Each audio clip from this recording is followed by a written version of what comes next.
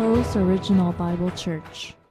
주님께서 영으로 일으키심을 받으신 후에 우리의 속죄를 위하여 하나님 아버지께로 올라가셔서 오순절날 우리 안으로 나오셨다는 사실을 우리는 저번 시간에 성경을 통해서 확인했었습니다. 그렇다면은 주님이 우리를 위해 속죄를 하신다고 하셨을 때 그 죄와 죄 사함은 어떤 의미가 되는지를 아는 것이 매우 중요합니다. 그렇기 때문에 오늘은 그 부분에 대해서 알아보도록 하겠습니다.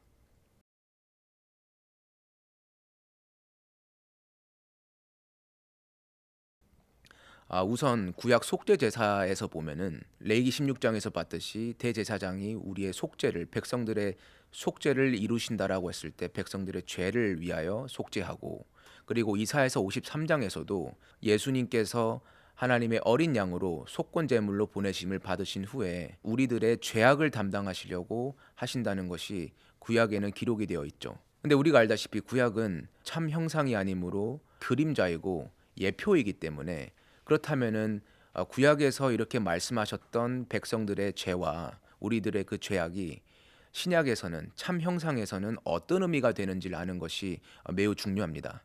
그래서 우리가 히브리서 17장과 9장 7절을 통해서 한번 알아보면요. 히브리서 2장 17절에서는 그러므로 저가 범사의 형제들과 같이 되심이 마땅하도다. 이는 하나님의 일에 자비하고 충성된 대제사장이 되어 백성의 죄를 구속하려 하심이라. 9장 7절에서는 오직 둘째 장막은 대제사장이 홀로 1년 1차씩 들어가되 피 없이는 아니하나니 이 피는 자기와 백성의 허물을 위하여 드리는 것이라 라고 합니다. 자, 먼저 히브리서 2장 17절에서는 예수님께서는 자비하고 충성된 대제사장이 되어 우리가 알다시피 백성의 죄를 구속하려 하신다라고 말씀이 기록되어 있습니다. 근데 이 백성의 죄가 히브리서 9장 7절을 통해서 한번 보면은 9장 7절에서는 백성의 허물을 위하여 드리는 것이라고 얘기를 하고 있죠. 그러면 여기서 백성의 죄는 백성의 허물이라는 의미를 우리는 알 수가 있습니다.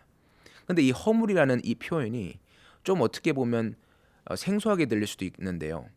근데 이 허물이라는 이 단어를 원문에서 우리가 성경 원어에서 살펴보면 아그노에마라고 하는 헬라어 단어를 사용합니다. 이 아그노에마라는 단어는 알파 부정 접두어와 기노스코라고 하는 알다라는 동사에서 비롯된 합성어예요. 그래서 이 의미는 알지 못하는, 그리고 잘못 알고 있는 무지를 뜻하는 의미가 됩니다.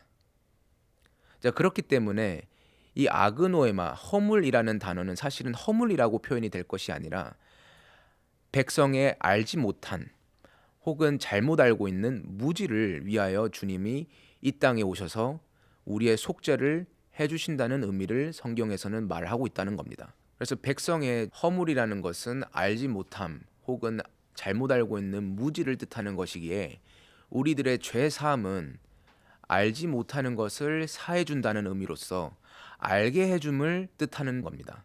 그래서 이 부분이 이사야서 53장에서도 우리가 확인을 할 수가 있습니다. 이사야서 53장 6절에서도 6절, 10절, 11절을 우리가 함께 보면 우리는 다 양 같아서 그릇 행하며 각기 제 길로 갔거늘 여호와께서는 우리 무리의 죄악을 그에게 담당시키셨도다. 그러니까 여기서도 무리의 죄악을 그에게 담당시켰다는 것을 나와 있죠. 그리고 더 읽어 나가면 10절에 여호와께서 그로 상함을 받게 하시기를 원하사 질고를 당케 하셨은즉 그 영혼을 속건 제물로 드리기에 이르면 그가 그 씨를 보게 되며 그날은 길 것이요 또 그의 손으로 여호와의 뜻을 성취하리로다. 자, 여기서도 예수님께서는 속죄 제물로 드려지신다는 것이 기록이 되어 있죠. 그러니까 11절에서는 가라사대 그가 자기 영혼에 수고한 것을 보고 만족히 여길 것이라. 나의 의로운 종이 자기 지식으로 많은 사람을 의롭게 하며 또 그들의 죄악을 친히 담당하리라. 그럼 11절에서 우리가 알 수 있는 것은 예수님께서 속죄 제물로 드려지신 바가 되었을 때 담당하시는 그 우리의 죄악이 어떤 의미로서 죄악을 담당하시냐면 자기 지식으로, 그러니까 알게 하는 것으로 많은 사람들의 죄악을 친히 담당한다라고 한다는 겁니다. 자, 그렇기 때문에 우리가 사함을 받아야 되는 우리의 죄악은 우리가 히브리서 9장 7절에 봤듯이 알지 못하는 무지가 된다는 것을 우리가 성경을 통해서 확인할 수가 있다는 거죠. 자, 그렇기 때문에 여기서도 알지 못함을 해결을 받기 위해서는 무지를 우리가 죄 사함을 받기 위해서는 알게 되는, 그래서 자기 지식으로 담당하신다는 말이 주님은 여기서 이사야서 53장 11절에 기록을 하고 있다는 겁니다. 근데 성경에서는 여기서만 이렇게 되어 있는 것이 아니라 이런 부분이 굉장히 더 있습니다. 이제 예를 들어서 호세아서 4장 6절과 6장 6절에서도 보면은 내 백성이 지식이 없으므로 망하는도다라고 표현을 하고 있고요. 그러니까 네가 지식을 버렸으니 나도 너를 버려 내 제사장이 되지 못하게 할 것이요 네가 네 하나님의 율법을 잊었으니 나도 내 자녀들을 잊어버리리라. 6장 6절에서도 나는 인애를 원하고 제사를 원치 아니하며 번제보다 하나님 아는 것을 원하노라라고 기록을 하고 있습니다.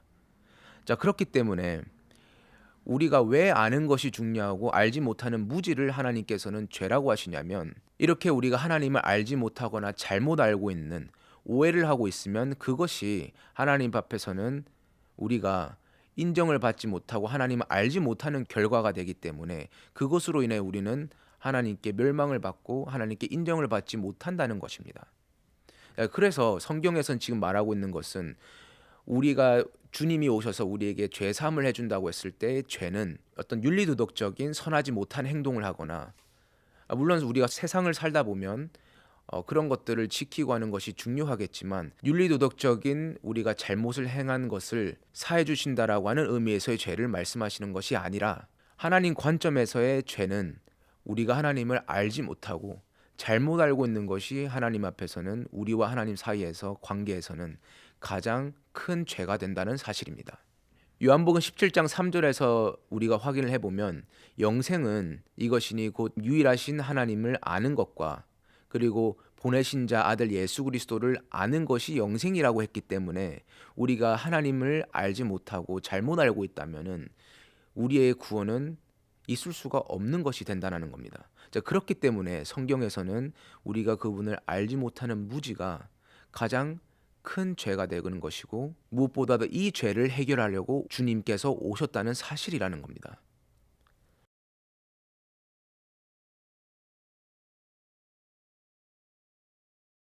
그렇다면 우리가 알지 못한다라고 했던 그 죄가 무지가 죄라고 했을 때는 과연 어떤 것을 우리가 알지 못하는 것이 되는 것이고, 그렇다면 무엇을 알아야 되는 것일까를 우리가 한번 알아봐야 되겠습니다.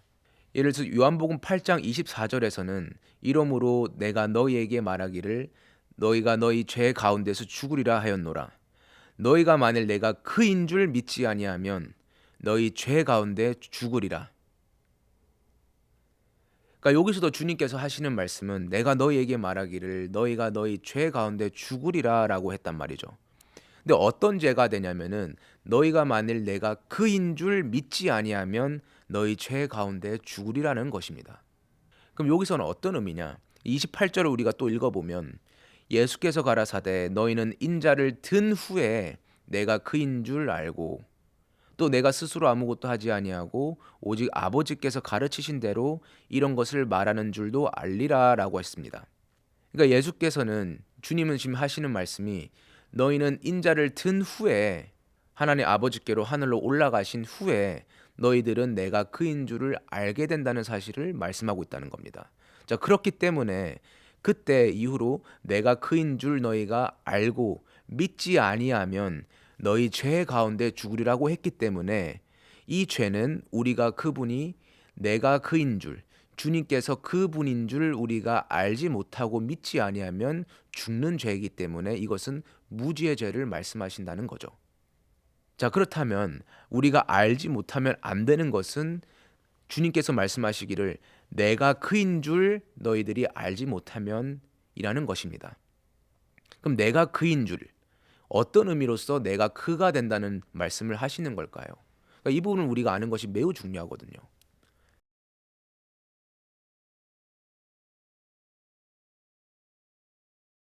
우선 먼저 말씀을 드리자면은 내가 그인 줄 너희가 알지 못하면이라고 했을 때 그는 사실 그리스도를 뜻합니다.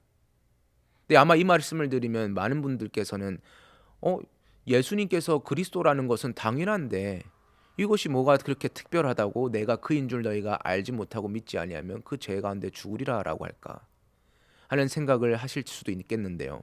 근데 이 부분에서는 예수님이 내가 크다라고 하는 말에는 아주 굉장히 중요한 의미가 들어 있습니다. 그러니까 우리가 이 부분을 성경을 통해서 좀 더 알아봐야 돼요. 사실 예수님이라고 하는 의미는 나셨을 때, 이 땅에 육신을 입고 오셨을 때 그 이름을 예수님이라고 하죠. 근데 이 예수님이라고 하는 이름은 의미가 있어요. 예를 들어서 마태복음 1장 21절을 보면 예수님이 나셨을 때 그 아들의 이름을 예수라 하라 하시면서 이 예수는 어떤 의미가 되냐면 그가 자기 백성을 그들의 죄로부터 구원할 자이심이라라고 한단 말이죠. 근데 구원할 자이심이라라고 할 때 이 동사가 미래 동사를 사용을 해요. 그 말은 백성의 죄로부터 구원하실 자라는 것이지 구원을 하신 자라는 의미가 되는 것이 아니라는 겁니다. 제가 왜 이 말씀을 이렇게 강조해서 드리냐면은 우리가 죄 사함을 받고 구원을 얻게 되는 것인데 예수님이 육신을 입고 있으실 때 십자가에 달리셨을 때는 거기서 우리가 죄 사함이 일어나는 것이 아니라고 우리가 성경을 통해서 확인했었습니다. 왜 그러냐면 십자가에서는 예수님께서 희생을 당하실 때는 속죄 제물로서 희생을 당하시는 거였어요. 그러니까 구약 속죄 제사를 통해서 우리가 한번 살펴보면 이 십자가 사건은 양을 잡는 속죄 제물을 희생시키는 제사 차례가 되기 때문에 이 이후로는 대제사장이 이 속죄 제물의 피를 통하여야지만이 지성소에 올라갈 수 있기 때문에, 그리고 지성소를 가야지만이 거기서 속죄를 얻어서 나와서 백성들에게 속죄를 해줄 때 우리의 죄 사함이 이루어지기 때문에 예수님은 육신을 입고 당시에는 십자가에 달리실 때까지도 죄 사함이 일어나는 것이 아니기 때문에 예수님은 구원을 하실 자이시지 구원을 하시는 자가 아니라는 사실입니다. 자, 그렇다면은 우리가 또 예수님이 그리스도라고 하거든요. 예수 그리스도라. 자, 그리스도라고 하는 이 의미는 요한복음 1장 41절을 보면 그리스도라고 하는 의미는 번역하면 메시아라는 의미를 가지고 있습니다. 그러니까 메시아라는 것은 구주라는 의미죠. 그러니까 구원하실 자, 곧 죄 사함을 해주시는 분으로서의 의미를 가졌다는 겁니다. 자, 그렇기 때문에 우리가 저번 시간에 얘기했던 것은 예수님께서 부활하신 후에 영으로 일으키심을 받으시고 그리고 영으로 올라가셨다가 거기서 지성소에서 하나님 아버지께로부터 죄 사함을 얻으신 후에 우리 안으로 나오셨을 때 우리의 죄 사함이 일어나는 것을 봤었습니다. 자, 그렇기 때문에 그리스도가 의미를 하는 것과 예수님이 육신을 입고 있을 때 예수님이 의미를 하시는 것은 차이가 있다라는 겁니다. 그래서 요한복음 13장 19절에서는 지금부터 일이 이루기 전에 미리 너희에게 이름은 일이 이룰 때 내가 그인 줄 너희로 믿게 하려 함이로라 라고 말씀하십니다. 그러니까 여기서도 일이 이루기 전에 미리 우리에게 말씀을 하셨다라는 것이 미리 이룰 때에 내가 그인 줄 너희로 믿게 하려 함이라. 그럼 어떤 일이 이룬다는 것을 설명을 하실까요? 그래서 이 부분을 우리가 좀 더 성경을 통해서 살펴보면 요한복음 14장 28절과 29절에 보면 우리가 알 수가 있습니다. 주님께서는 이 말씀을 하시거든요. 내가 갔다가 너희에게로 온다 하는 말을 너희가 들었나니. 그러니까 여기서 내가 갔다가 너희에게 온다라고 말씀을 하십니다. 너희가 들었나니 나를 사랑하였다면 나의 아버지께로 감을 기뻐하였음이라. 아버지는 나보다 크심이라.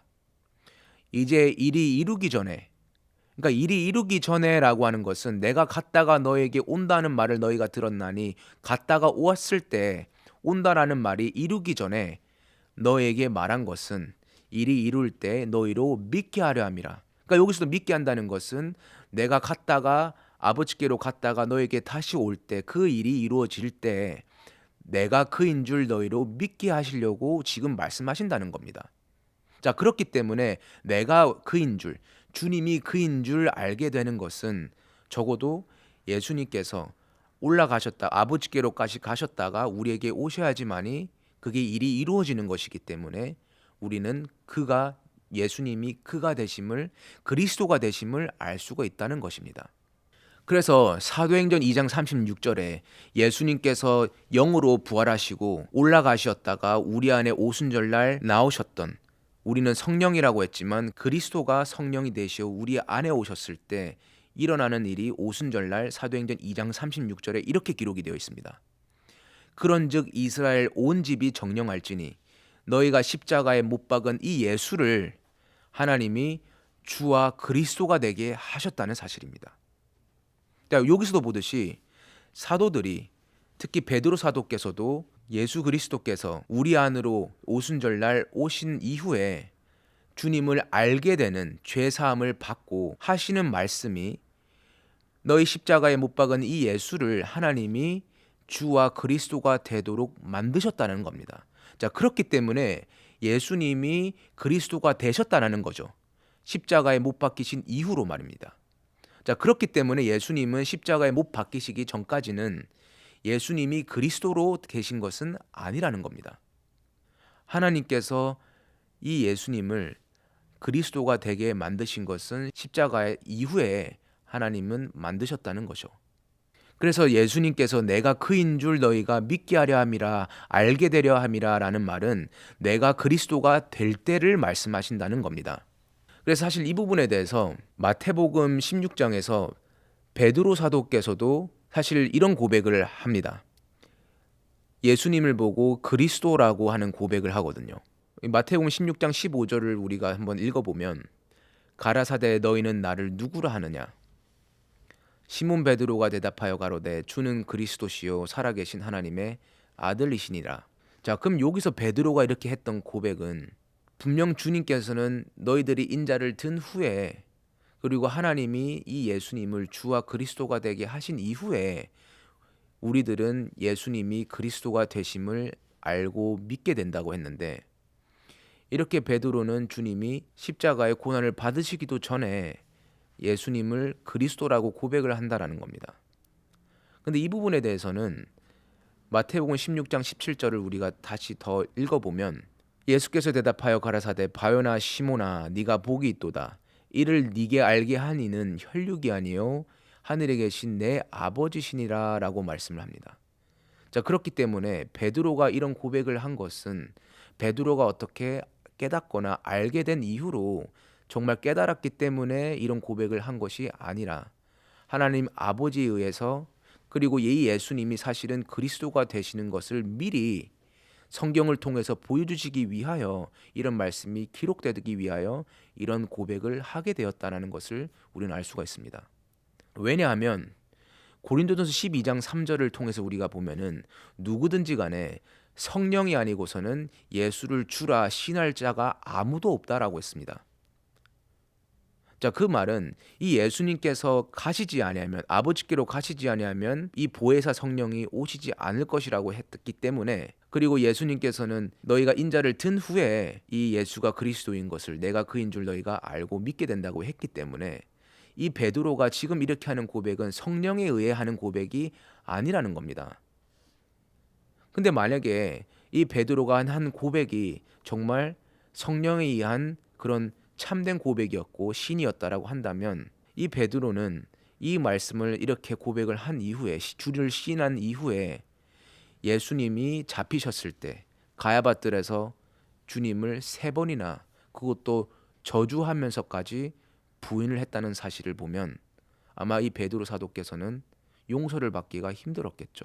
성령을 받으신 이후이기 때문에. 그렇지만 그것을 아닌 걸 보면 이 베드로 사도께서는 사도행전을 봤을 때 이 오순절 이후에 복음을 전하고 또 여전히 하나님께서 이 사도 베드로를 사용하시는 걸 보면 이것이 이 고백이 정말 성령에 의해서 했던 고백이 아님을 우린 여기서 확인을 할 수가 있습니다. 근데 저는 이 부분에 대해서 말씀을 드리고 싶은 것이 우리가 단순히 예수는 그리스도야, 예수 그리스도, 예수는 주님이야 라고 고백을 한다고 해서 그 시인을 한다고 해서 그것이 하나님께 정말 인정이 되는 것인지 우리가 정말 성령에 의해서 예수님을 그리스도라고 고백을 하는 것과 우리가 그것을 성령을 받지 않고도 예수는 그리스도라고 고백을 할 수 있다는 것과는 차이가 사실은 있습니다. 그래서 그 차이가 정말 예수가 그리스도이심을 정말 알고 성경을 통해 깨달아 고백을 하는 것과 그것을 우리가 단순하게 잘 알지 못하면서 어떻게 보면 맹목적으로 예수는 그리스도라고 고백을 하는 것과는 큰 차이가 있다는 겁니다. 자, 근데 이 말씀을 하시고 난 이후에 20절에서 보면 제자들을 경계하사 자기가 그리스도인 것을 아무에게도 이르지 말라 하시니라라고 말씀을 하십니다.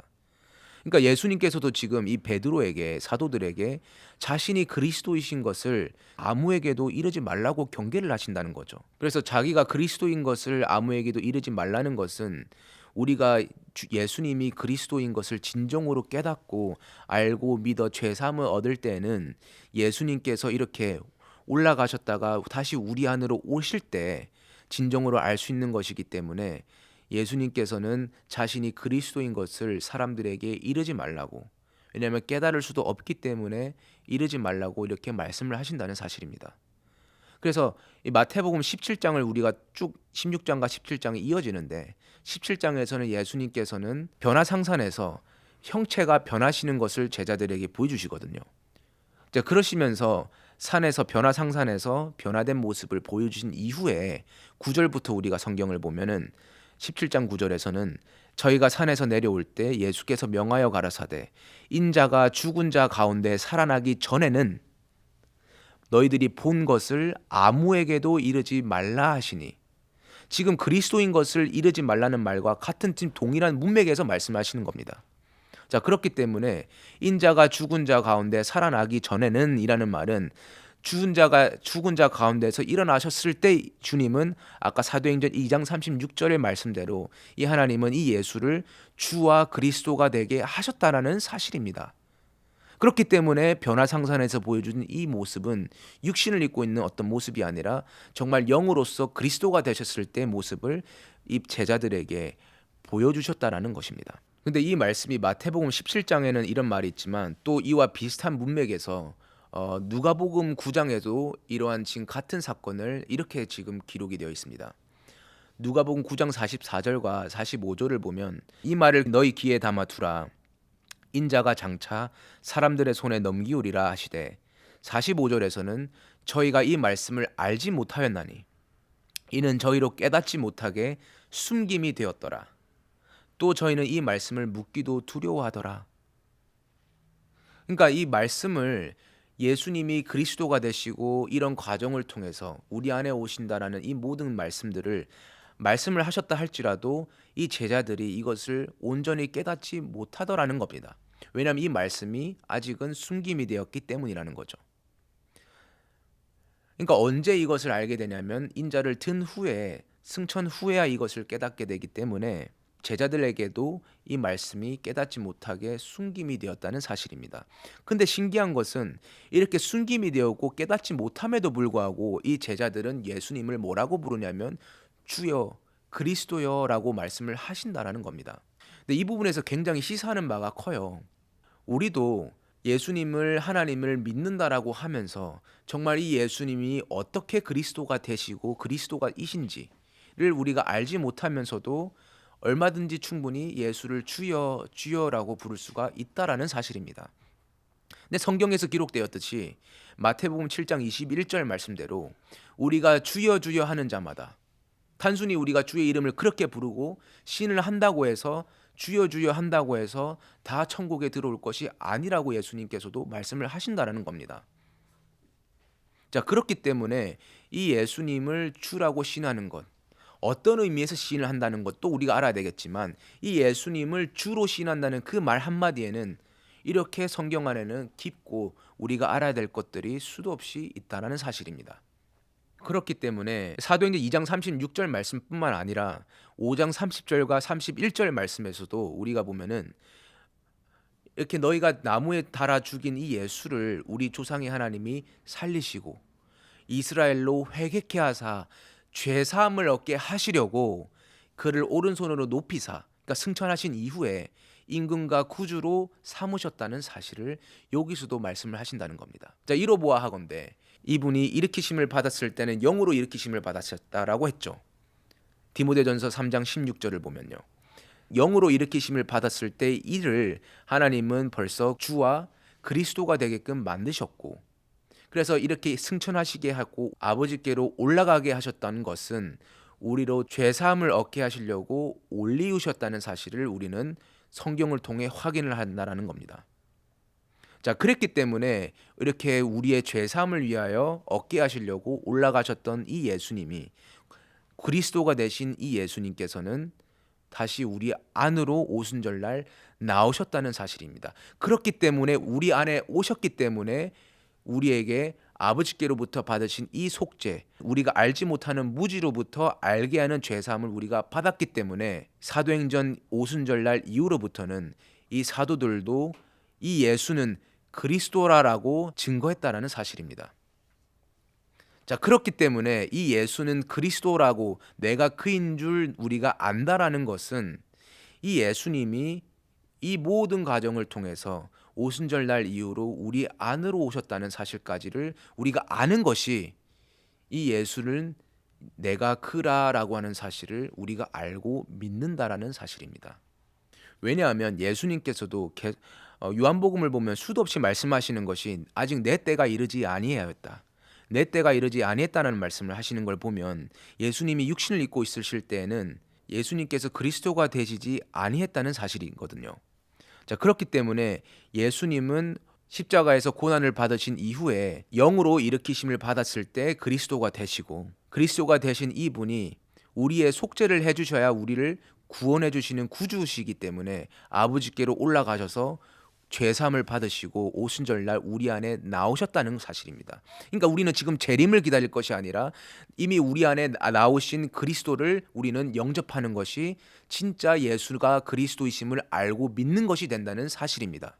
그런데 우리가 이렇게 알지 아니하고 이름을 부르신다고 해서 예수가 그리스도이심을 믿는다는 것과는 굉장히 큰 차이가 있습니다. 그러니까 우리가 이렇게 알지 못하는 것은 어쩌면 아직도 예수가 그리스도이심을 믿지 못하는 무지의 죄를 가지고 있음이 확인된다는 겁니다. 자, 그렇기 때문에 히브리서 9장 28절에서도 이 예수님은 단번에 들이신 바가 되시고 죄와 상관없이 구원을 위하여 우리의 구원을 자기를 바라는 자들에게 구원에 이르게 하기 위하여 두 번째 나타나시리라라고 했던 그 말씀이 이런 이유 때문에 기록이 됐다는 사실입니다. 자, 그래서 실제로 사도행전에서도 이렇게 실제로 우리 안에 와 계신 이 그리스도를 영접하고 주님을 알게 되는 이 죄사함을 받은 후에 제자들이 복음을 전하는 사도들이 전하는 복음의 내용 메시지를 우리가 한번 살펴보면 하나같이 이렇게 말씀을 하십니다. 사도행전 5장 42절 보면은 저희가 날마다 성전에 있든지 집에 있든지 예수는 그리스도라 가르치기와 전도하기를 쉬지 아니하리라. 예수는 그리스도라 가르치기를 전도하기를 쉬지 아니하리라. 사도행전 9장 22절에서도 사울은 힘을 더 얻어 예수를 그리스도라 증명하여, 예수를 그리스도라 증명한다는 사실입니다. 이미 와 계신 이 예수님이 처음부터 그리스도였다면 예수를 그리스도라 증명할 필요가 있었을까요? 사도행전 17장 3절에서도 뜻을 풀어 그리스도가 해를 받고 죽은 자 가운데서 다시 살아야 할 것을 증명하고 이르되 내가 너희에게 전하는 이 예수가 곧 그리스도라 하니, 여기서도 이 예수가 그리스도라고 하는 거죠. 자, 그래서 이 사도행전 17장 3절에서 사도 바울께서 하시는 이 말씀이 고린도전서 15장 1절부터 6절을 보면은 이 예수 그리스도가 성경대로 사흘 만에 장사한 바 되었다가 그 다음에 일으키심을 받은 후에 누구에게 나타나면 게바에게도 나타나시고, 그리고 12제자에게 나타나시고, 또 500여 문도에게 일시에 단번에 나타나시고, 그 다음에 야고보와 또 만삭되지 못한 나에게도, 사도 바울 당신 자신에게도 나타나셨다는 사실을 우리가 보면 이 예수님이 오순절날 그리스도가 되셔서, 곧 우리는 성령이라고 알아왔지만 물론 성령은 그리스도를 뜻하는 거룩한 영이라는 의미입니다. 주님이 올라가셨을 때부터 영이셨기 때문에 나오실 때 그 거룩한 상태로서의 우리 영으로서 우리 안에 오신 것을 성령이라고 한다는 거죠. 그래서 오순절날 성령을 받은 이 사도들이 그리스도가 500여 문도에게 단번에 일시에 나타나셨다는 이 사실을 사도 바울께서는 고린도전서 15장에 이렇게 말씀을 하신다는 겁니다.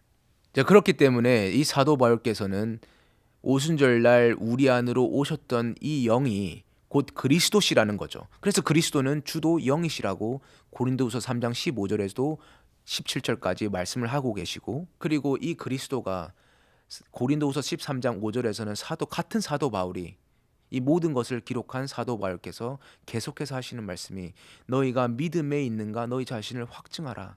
시험하고 너희 자신을 확증하라. 어떻게 확증하느냐? 예수 그리스도께서 너희 안에 계신 줄을, 예수 그리스도께서 지금 승천하시고 지금 아직도 우편한 보좌에 앉아 있고 안 나오셨다는 것이 아니라 예수 그리스도께서 너희 안에 이미 와 계신 줄을 너희가 스스로 알지 못하느냐?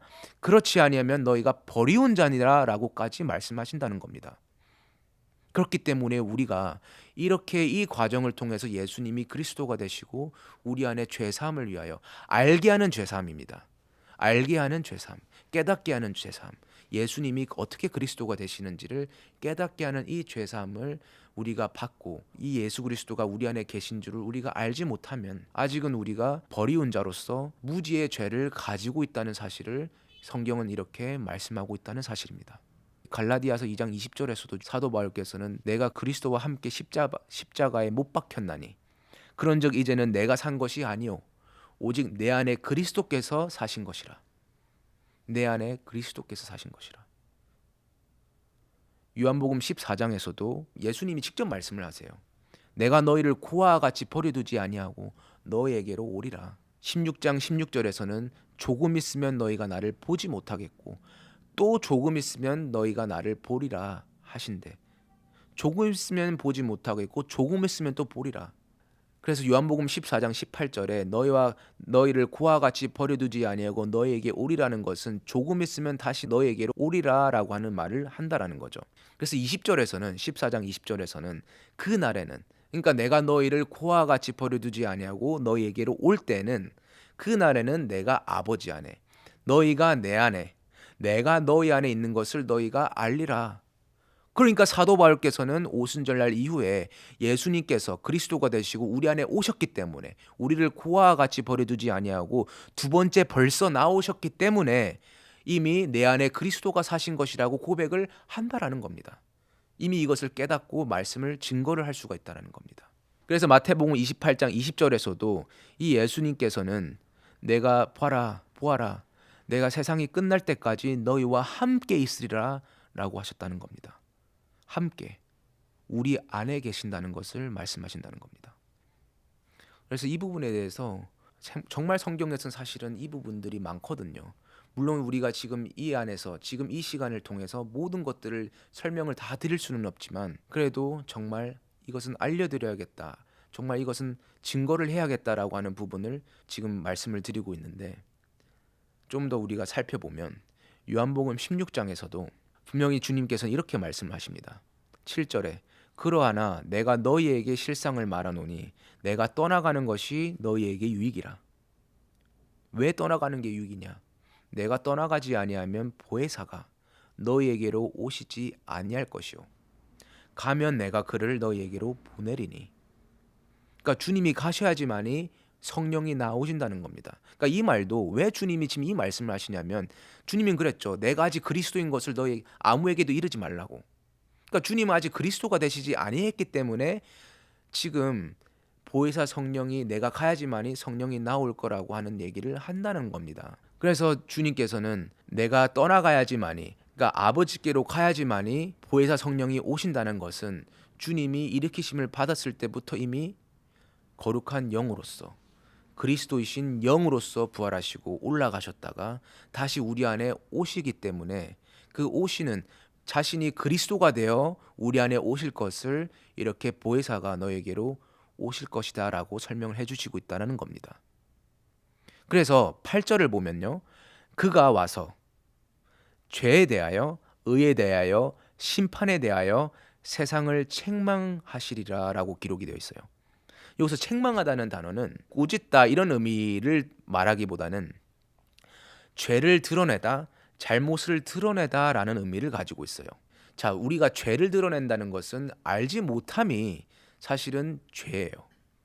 그렇기 때문에 죄가 어떤 것이 우리가 사함을 받아야 되는 죄는 끝내는 무지였다라는 거죠. 아까도 우리가 히브리서 9장 7절을 봤을 때 알지 못하는 무지, 아그노에마라고 하는 그 단어가 무지에 대한 의미였기 때문에 우리가 정말 사함을 받아야 되는 죄는 알지 못하는, 잘못 알고 있는 죄라는 거죠.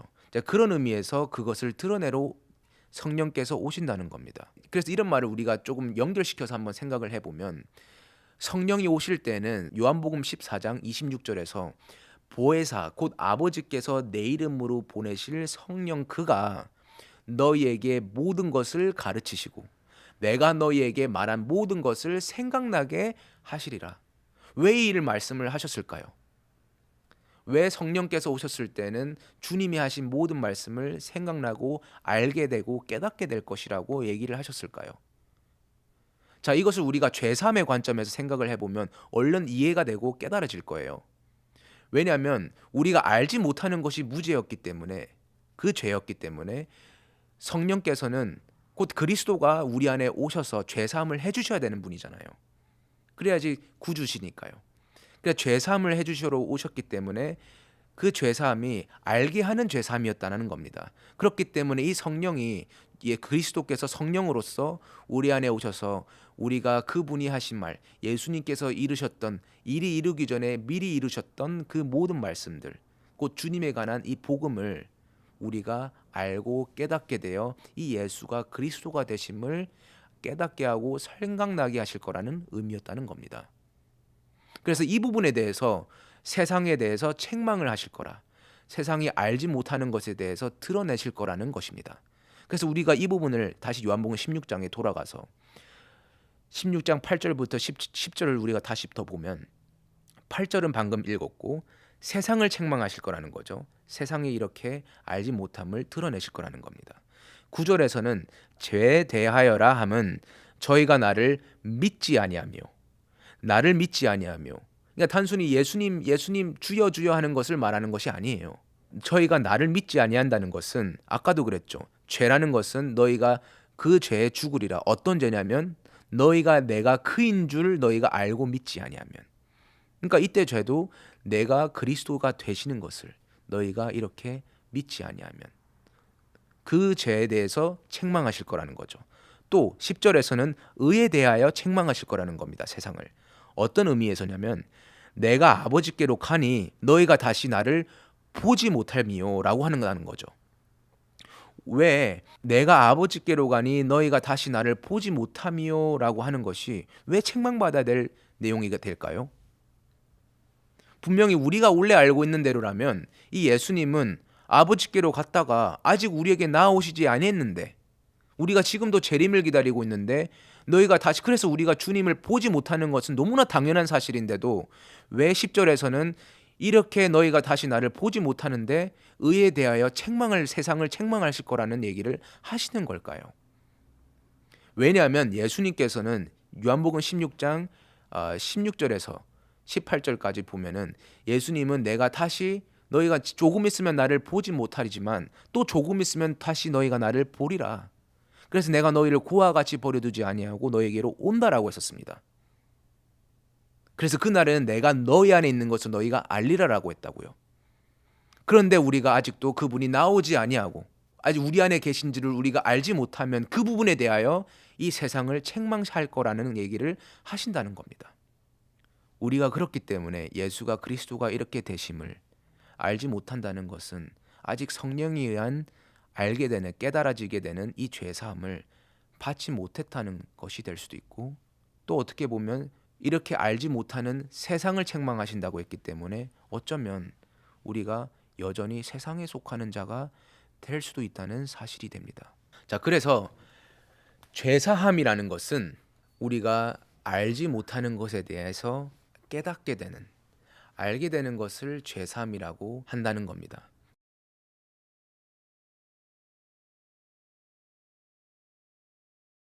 그래서 이 부분에 대해서도 우리가 죄에 대해서 이렇다는 것을 살펴봤다면, 죄사함, 알게 되는 것도 실제로 사도행전에서는 어떻게, 성경에서는 어떻게 예수 그리스도께서 우리 안에 오셔서 깨닫게 하시는지가 성경에도 기록이 되어 있습니다. 누가복음 24장 47절에도 또 그의 이름으로 죄사함을 얻게 하는 회개가 예루살렘으로부터 시작하여 모든 족속에게 전파될 것이 기록되었으니, 너는 이 모든 일의 증인이라. 그래서 49절에는 볼지어다 내가 내 아버지의 약속하신 것을 너희에게 보내리니 너희는 위로부터 능력을 입히울 때까지 이 성에 유하라 하시니라. 자, 우리가 저번 시간에도 이 얘기를 했지만 왜 제사함을 얻게 하는 회개가 예루살렘으로부터 시작이 되냐면 구약 속죄 제사 사건을 통해서 보면 항상 대제사장은 이렇게 백성들은 원래 성전 안으로 들어올 수가 없고 성막 밖에서 기다리고 있었다는 거죠. 그래서 이 대제사장이 지성소에 속죄를 하러 들어가서 속죄를 받아 밖에 나오면 그 기다리고 있는 자들에게 속죄를 먼저 해준다는 사실입니다. 자, 그렇기 때문에 예수님께서도 승천하시기 전에 속죄를 얻으러 승천하시기 전에 이 제자들에게 사람들에게 너희들이 다른 데 가지 말고 이 예루살렘 성전에 거하라. 왜? 죄 사함을 얻게 하는 회개가 여기서부터 시작될 것이기 때문이라는 거죠.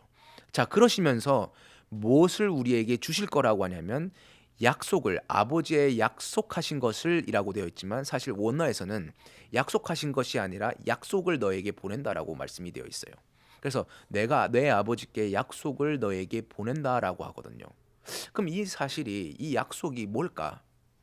근데 우리가 이 죄사함의 관점에서 보면 분명 죄사함을 얻으러 가셨기 때문에 우리에게 주시는 것도 죄사함이 돼야 되거든요.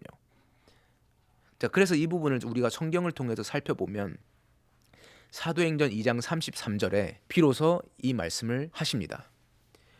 하나님이 오른손으로 예수를 높이심에 그러니까 이때 그는 아들 예수 그리스도께서 그러니까 하나님이 아들을 예수를 오른손으로 높이셨을 때 그리고 이 예수 그리스도께서 약속하신 성령을 아버지께 받아서 너희 보고 듣는 이것을 주셨느니라라고 하는데 사실 원문에서는 약속하신 성령이 아니라 성령의 약속을 아버지께 받아서 너희 보고 듣는 이것을 부어 주신다라고 되어 있습니다. 그래서 우리가 이걸 잘 생각해 보면 예수 그리스도께서는 대제사장으로서 속죄를 하러 아버지께로 올라가셨다는 거죠. 그렇다면 대제사장이 속죄를 하러 지성소에 갔다가 밖으로 나왔을 때는 제일 먼저 할 일이 뭘까요?